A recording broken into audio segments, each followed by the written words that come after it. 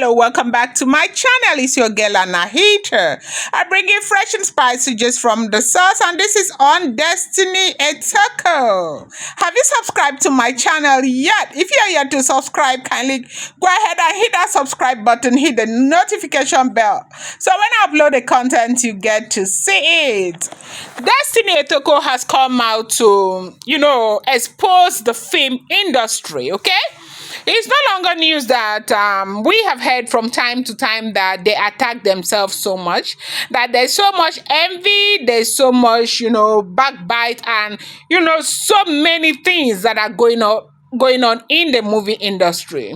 She recently came out to, state categorically that she was sent an arrow, that time and time again she has received attack from the film industry, which is basically an act of envy. And a lot of these Nigerian film actors have come out to state how dangerous this film industry is, that they attack themselves a whole lot. That if you are not strong in God, you might not be able to, coexist with them in the film industry. This beautiful curvy actress has come out to speak, though it was noisy, but I will let you listen to her yourself. Then I'll go ahead and say other things that I may want to say. Okay then. I was badly afflicted. I can't understand. I can't explain it. I woke up one morning with so much pain around my neck region. So I had thought maybe it was how I slept. But as day goes by, it keeps getting worse. It keeps getting worse. Keeps deteriorating. I didn't know what it was. At first I massaged. My friend helped me to massage, and I said no, this is too much. I have to go to the hospital. I visited the hospital, and they said there's nothing wrong with me. They can't find anything. They run the whole test. I had to tell them, okay, fine, because the thing started moving. It wasn't funny, but because of the fact that I know the industry I am in is a funny place, and by the special grace of God, I have been able to, jump over a lot of, afflictions as well. Now, I had to, speak to my pastor. So my pastor prayed for me, because each time my pastor prays for me, I get myself. But it was as if the person was playing, My mother's pastor prayed for me. Work. So it got to the point that my mother said, I begin to come back. I had to go back. I drove to Enugu. I could not even drive. I drove. I got to one point, I had to call somebody to come drive me, because I couldn't move my neck like this. I couldn't do like this. But because I'm a strong person, I was managing using it to do few jobs that people might think I'm fine, but only few friends that are close to me knew what, went wrong. Then I went to Etiko. My mother took me to her pastor. A friend took me to her own pastor. There's no prayer that did not happen in my life. I still did not get myself. It was getting worse. I wake up every morning, getting up, because I said, one person give me better knock for my head. How can it be here? The thing will drag me to it's in the happen. So it got to a point, you see, God, you told me, you said in your word that the affliction can never rise the second time. But it's as if it's rising more than the second time in my life. What did I do, people are big? My hands are clean. God, if I've ever thought of evil, thought more of executing it, let whatever the person has done, keep happening in my life. Let however the person has planned it, let it just work well for the person. But if I, Destiny Etiko, has never, ever, ever done anything against anybody, God, please fight for me. Then that one fateful morning, I'd left Enugu after staying a few days. I was not fine. I told my mom, let me come back. I got back to all of that too. Then waking up the next morning, okay, my Iran and Iraq, it was as if those two countries, they were here just now.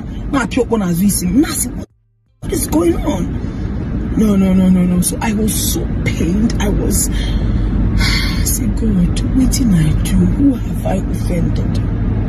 Then my spirit just said, can you pray?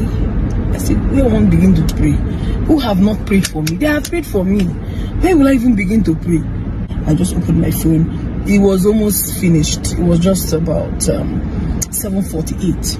I just tapped in and immediately I got in there. What I was hearing was, Lord, show me mercy and deliver me. Lord, show me mercy and deliver me. I queued in. Lord, show me mercy and deliver me. Lord, show me mercy and deliver me. Like, I didn't even, that was all. I started with that, Lord, show me mercy. Before I knew it, I began to blast in tongues. I began to speak in tongues. And on top of my bed, I was, But getting myself, I was already in front of the door to the stairs, close to my altar. That was where I found myself. I did not know how I didn't know how I got to that place.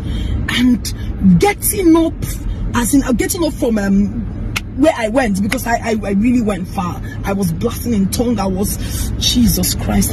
By the time I got up, I realized that the neck that was very static, like that was like I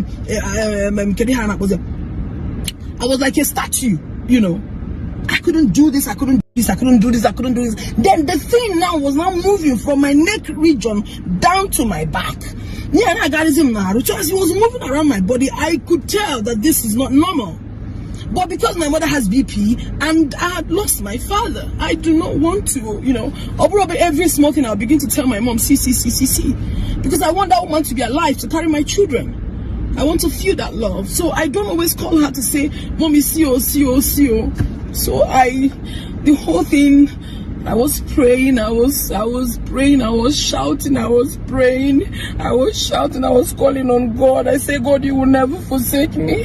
Someone did this to me, and the person opened his mouth or her mouth, whoever that did it said that there would never be a place Destiny Etiko would go and get liberation. I can never get salvation. And I say, God, who is that has said a word and it comes to pass when you, the Lord God Almighty, has not spoken? Nobody. And I got it. I began to cry. I began to pray. I began to say words. I began to talk to God. I said, a broken and a contrite heart, oh God, you don't despise. Do not forsake me. Alas, my brethren, my lovely sisters and brothers, I did not know when the neck that could not move started sweeping like this, was sweeping off. Now my neck with this. And I'm like, no, this is not my neck. And then I realized that the pain here, like it was so cold, like they poured me cold water here. I see, Jesus, am I getting the salvation already? Didn't someone say that I would never get salvation? Am I getting it? And I said, okay, let me not be so excited immediately. Let me even, hold it back and understand what is going on right now. And then I said, let me try, because here I have ulcer, right?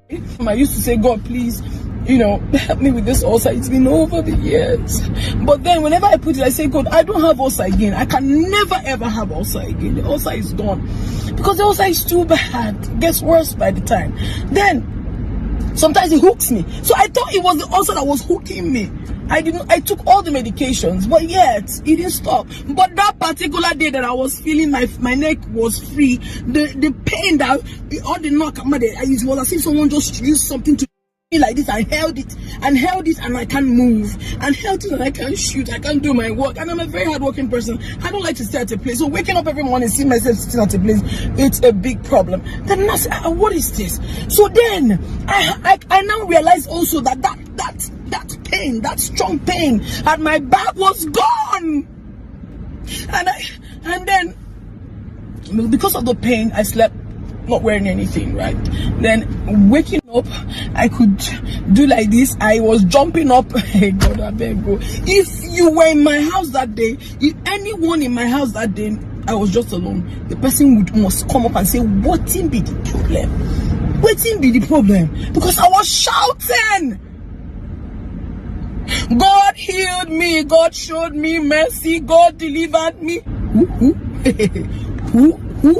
Who I can jump, I can laugh, I can, what God cannot do does not exist. Super excited. You have no idea how I feel. Thank you, Jesus. I'm so glad to learn that you have been healed, and I thank God for you. God will never let anything happen to you. This industry is a very, terrible place to be. Though you get to, be social and get most of the things that you might want to achieve because, there's this being a celebrity comes with a lot of beautiful things, but then again it's important that you know how to pray if you are in the Nigerian film industry, because this is not the first time we are hearing this. It's a terrible place to be. There are too many battles to be fought in that place. Okay, so we are so glad that she has been here. We give God the glory for everything. Please kindly subscribe if you have not subscribed.